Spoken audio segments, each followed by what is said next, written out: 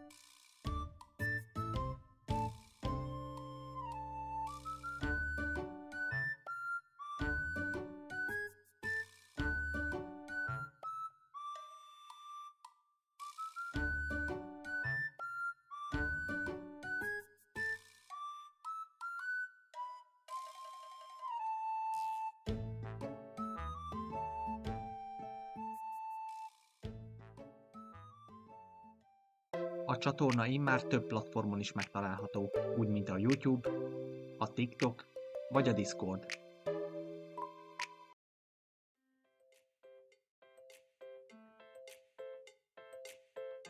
Január második hetében szintén rengeteg anime fog érkezni, csak úgy, mint az első hetében. Az heti anime felhozatalban két kiemelendőt találtam. Az egyik egy Netflix adaptáció, amely a Van remény a boldogságra címre hallgat, a második évaddal fog érkezni. A másik anime pedig a Dr. Stone névre hallgat, a negyedik évada fog már érkezni. A Van remény a boldogságra című anime történetének központjában egy bántalmazó családból származó fiatal nő, illetve egy hűvös természetű hadseregparancsnok házassága áll. Az első évada meglepően jól sikerült, végignéztem, kíváncsian várom a sorozat második évadát. Te láttad az elsőt? Aki ismeri, az már várja, aki pedig nem, az ne szalassza el, nézze meg az első 3 évadot, mert a Dr. Stone a negyedik évadával érkezik. A történet központjában egy hirtelen fellépő vakító fény áll, amely megdermeszti az egész földet. Évezredek után a természet adta lehetőségeknek hála egy hobbitudós felébred, aki célul tűzi ki az emberiség felélesztését.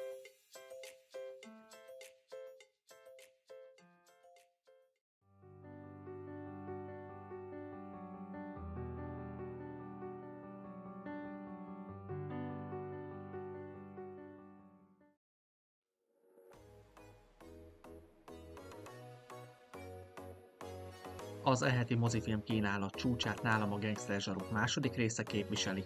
Az első része nagyon-nagyon jó volt, remélem a második is hozza ezt a szintet.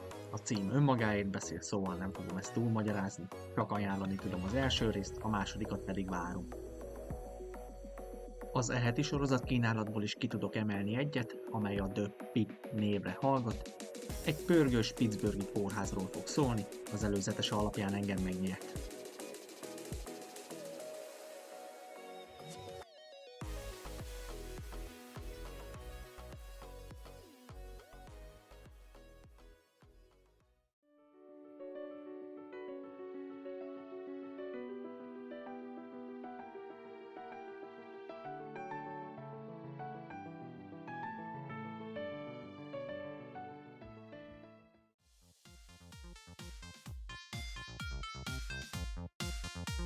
Ezen a héten a játékkínálatban nem találtam semmi kiemelendőt, de mindenkinek más az ízlése, válogassatok kedvetekre!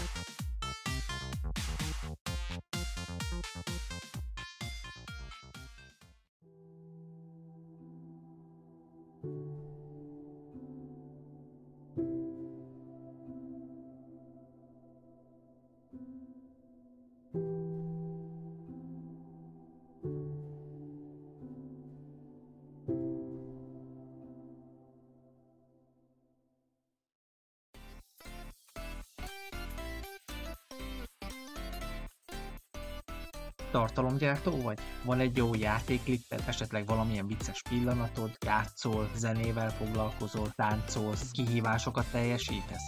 Itt a helyed, elküldöd nekem a videódat, és a következő műsorban már benne leszel.